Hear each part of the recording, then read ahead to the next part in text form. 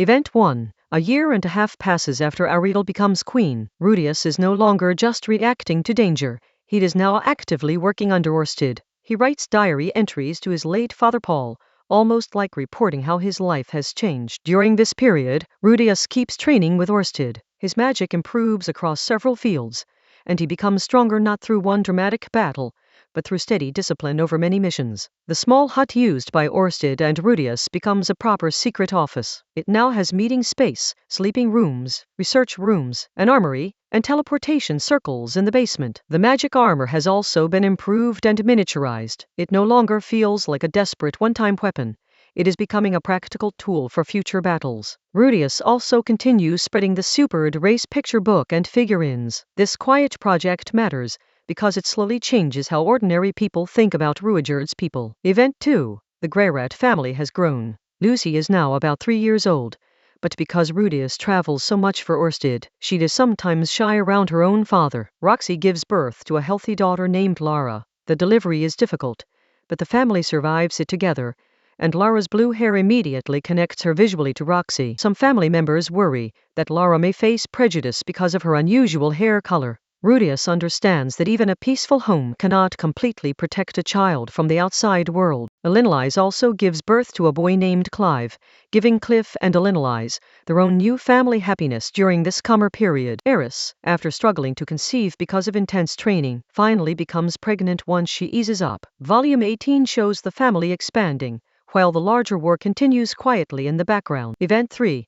One of Rudius's jobs for Orsted sends him to help 2 women, Angie and Fam, collect rare Eant flower petals needed to cure an illness. The mission becomes dangerous when a Nibri lizard attacks. Rudius arrives at the last moment and saves them, appearing almost like the heroic rescuer Angie always imagined. Angie briefly develops a strong crush on him, but Rudius destroys that fantasy in his usual strange way, making her quickly lose romantic interest. Before leaving, Rudius gives Angie a supered figurine and picture book. He asks her to teach future children that the supered are not monsters to be feared. Years later, that story spreads through the village. This shows how even a small mission can create long-term change in Orsted's future plans. Event 4.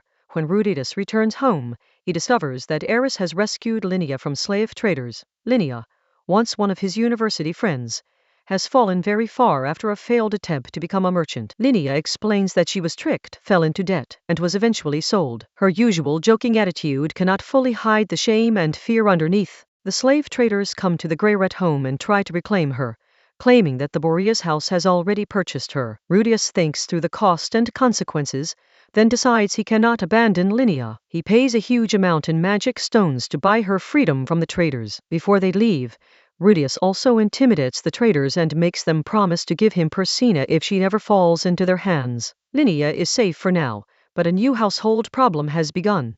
Event 5.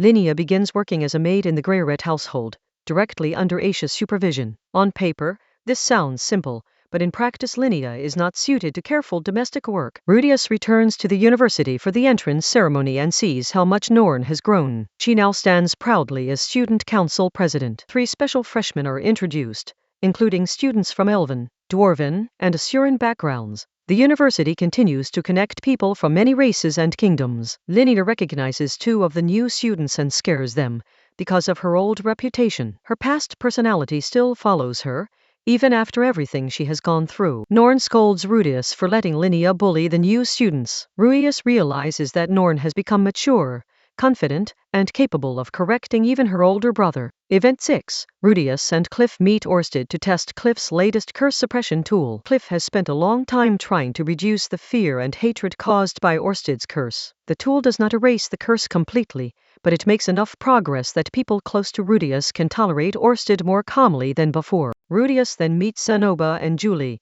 where a small personal misunderstanding shows that Julie is growing up and that Zenoba is still awkward with ordinary life matters. Later, Rudius, Cliff, and Zenoba discuss the upgraded magic armor. It is smaller, easier to use, and now performs closer to the level of a Saint-class swordsman. They also discuss mass-producing the Ruijerd book and dolls, but a major problem remains. They still need a proper shop and business structure to sell them. Event 7.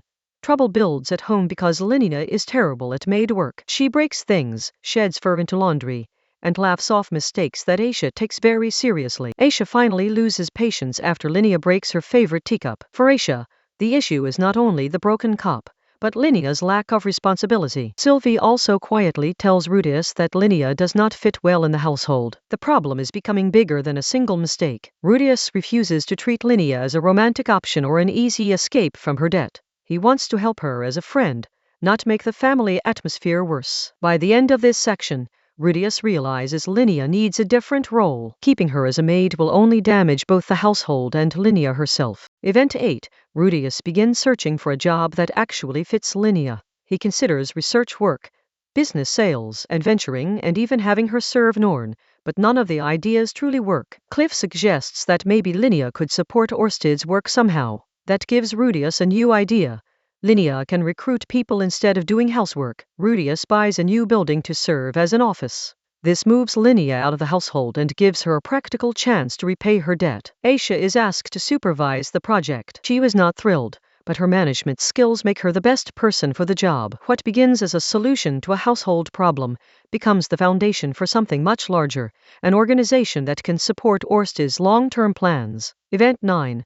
Rudius receives another Orsted mission involving a knight named Lionheart and Princess Geltrud of the country of Twal. In their original path, their romance would trigger a war meant to make Lionheart into a hero, but that war would also get him killed. Rudius creates a cleaner plan. He pretends to be a villain, stages a kidnapping, and gives Lionheart a chance to rescue the princess without a real war breaking out. Lionheart defeats the fake villain act and earns heroic recognition. The mission succeeds because Rudius manipulates the story without causing unnecessary bloodshed. When Rudius returns home, he discovers that Aisha and Linnea have transformed the office into a rapidly growing mercenary company with uniforms, members, and steady income. Event 10. The new organization is called Ruquag's Mercenary Company, using Rudius's alias. Aisha and Linnea have recruited dozens of people in a very short time. Aisha gives everyone matching black coats with a yellow rat symbol, turning a rough group of fighters into something that feels organized and united. The company mostly accepts bodyguard and mercenary work. It is already making enough money that Linnea may actually be able to repay her enormous debt. Just as things look promising, Linnea receives an urgent message from the Great Forest. The holy beast has disappeared, and the Doldia tribe is searching desperately. Rudius realizes the truth immediately. The holy beast is Leo, the familiar he summoned to protect his family. He decides to go to Doldia village and explain everything personally. Event 11. Rudius travels to Doldia village with Linnea and Leo. They use teleportation circles, but the journey is still difficult because the Great Forest is in its rainy season. The forest is flooded under deep water, so Rudius uses magic to create a boat. The trip becomes almost like sailing through a submerged world of trees. When they finally reach the village, the beast folk are shocked to see their sacred beast calmly standing beside Rudius. The villagers also recognize Linnea and criticize her for abandoning her duty to the tribe. Her failed merchant career now looks even worse in front of her family and people. Rudius meets Jais, who is now calmer and more mature than when Rudius encountered him years earlier. The conversation begins tense, but it stays controlled. Event 12. Rudius explains that he summoned Leo to protect his family from a powerful enemy. Leo then speaks to the beast folk and reveals something important about Lara. Leo believes Lara is the special person he is destined to protect. This shocks Jais, because the chosen person was not expected to appear for many decades. The group considers that Lara's mixed heritage and long lifespan may explain the timing. She may be important far into the future. Jais accepts Leo's decision to stay with the Greyrat family. He asks Rudius to bring Lara to Doldia village for a ritual when she turns 15. This revelation changes the meaning of Lara's birth. She is not only Rudius and Roxy's daughter, she may become a key figure in the future struggle against Hitagami. Event 13. Rudius then asks about Persina and discovers she is being held in jail. Her dream of becoming a village leader has collapsed because of a strange crime. Persina had been guarding the village's rainy season meat supply, but she was found asleep in the warehouse with the stored meat eaten. She insists she is innocent, and because Rudius remembers being falsely accused by the Doldia tribe years ago, he agrees to investigate fairly. His investigation shows that Persina did eat the meat, but only after spending the day healing injured warriors and going too long without food. Rudius confronts her with sympathy instead of cruelty. Persina confesses, and Linnea suggests that she should serve as Leo's caretaker for 10 years as a way to earn forgiveness. Event 14. With Jais's approval, Priscilla leaves Doldia village with Rudius, Linnea, and Leo. She gains a chance to rebuild her life instead of being trapped by one failure. Back in Sharia, Priscilla quickly becomes part of the chaotic Greyret household. She even ends up sleeping in Eris's bed like a hug pillow, and suffers for it the next morning. At breakfast, Norn talks about what she might do after graduation. She considers becoming an adventurer, which worries the family but also shows her desire to choose her own path. Aisha and Priscilla then head to the mercenary office to help Linnea manage the growing company. The Beastfolk duo now becomes useful in a completely new way. Rudius reports everything to Orsted, including the possibility that Lara may be the future savior. Orsted concludes that Lara will likely become a major obstacle for Hitagami. Event 15. The story then shifts to Julie. She has been secretly visiting a shop that makes decorative boxes for dolls, and Zenoba becomes worried about what she is hiding. Rudius and Zenoba meet the eccentric shopkeeper Belfried, who is obsessed with beautiful doll display boxes and recognizes Julie's work as extremely valuable. They mistakenly believe Julie wants to earn money to buy her freedom and stop being Zenoba's slave. Zenoba is shaken because he thought their life together was happy. Julie's real intention is much more innocent. She created a masterpiece doll and wanted to give it to Zenoba in a beautiful box,